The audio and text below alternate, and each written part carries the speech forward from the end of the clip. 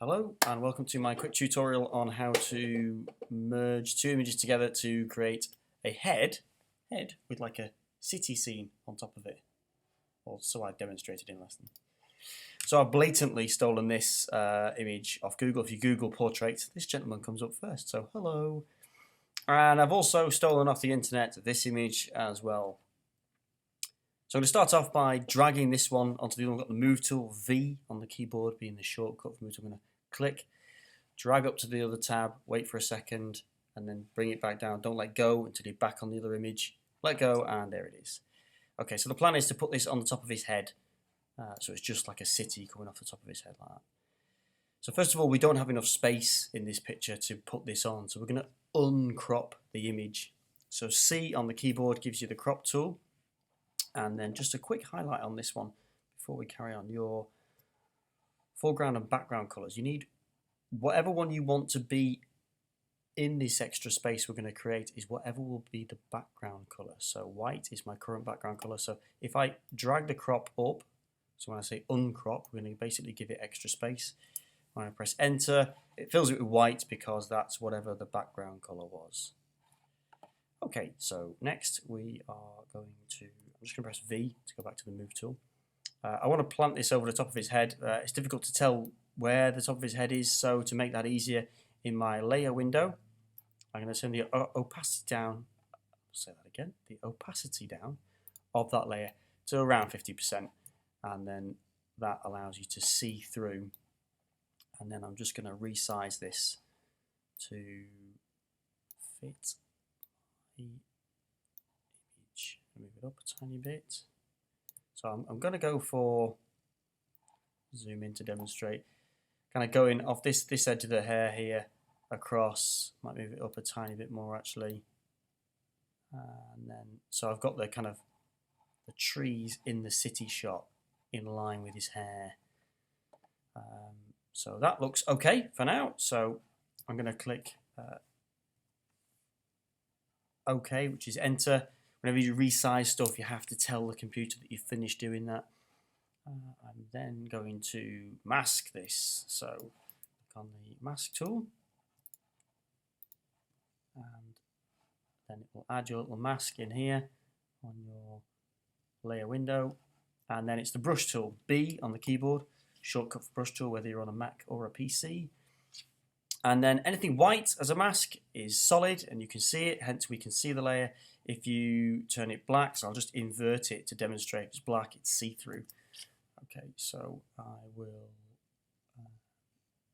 get the brush tool again, B for brush tool, and then the foreground and background colors I want to paint black on, so I need to swap them around. You could just use this double-ended arrow here, or X on the keyboard swaps them around. So ready to go now. Just to change the brush size, if you wanted to, it's the bracket to the right of the letter P on the keyboard. So the one next to P makes it smaller. I'll zoom in to demonstrate. And the one next to that makes it bigger. So if I paint on black, it then starts to disappear. So I'll do this fairly quickly. I apologise if this isn't mega neat, but it's a video. That's just my excuse for it not being very good at the end, if I'm honest. So here we go, let's go back out. That's not too bad. I'm just going to try and do this corner. And let's go this side. Like that. Okay, so now when I turn the opacity back up, I'm going to zoom in to make this a bit more.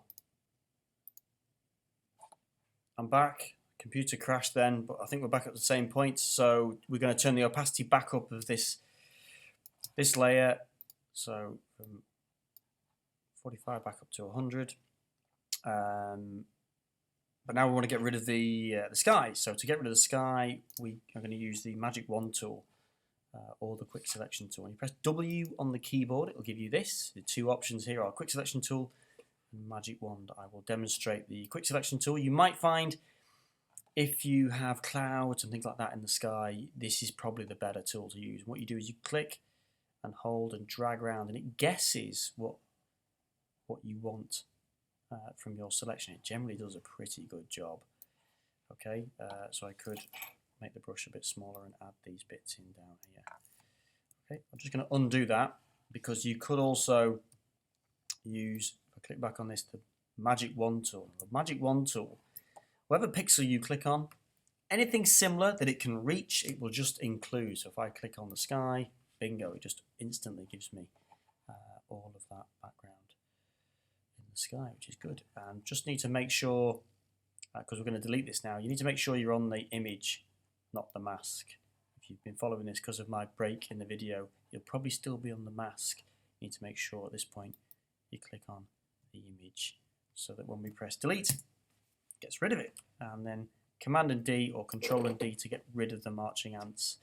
So we've got a half decent image on the way now. All we need to do now is get rid of his hair. So for this, we need to click on the background. And I've deliberately picked a picture with a smooth background on this to make my life easy. You could have a fairly difficult job on your hand depending how you photograph the person in the shot. So it's S on the keyboard. It will give you the clone stamp. Great tool, clone stamp, good for spots and things like that. So what you do is you have to tell it where you're going to copy from and then where to copy to. Must give it some breathing space when doing this. So again, brackets to the right of the letter P will make this circle bigger or smaller. And then you hold down Alt and it changes to like a gun sight. And then you click once. You then let go of Alt, let go of the mouse. You then move to where you want to copy this bit to. And when you click and hold, you'll see the cross on the other side and it paints that on to where you're going. Okay. And then I can do that. And if I go from the other side, Alt, click, paint in, and then it just gives me that proper city skyline that I'm after, which works quite well. And all I really need to do is start neatening up my mistakes. I've not done anything, missed a bit down here on the mask. And I just have to tidy up the edges with, again, using the brush tool when I'm working on the mask again, not the image, the mask. So I could use a much smaller brush and paint away this to give a proper edge to it. And get rid of any white that's in there.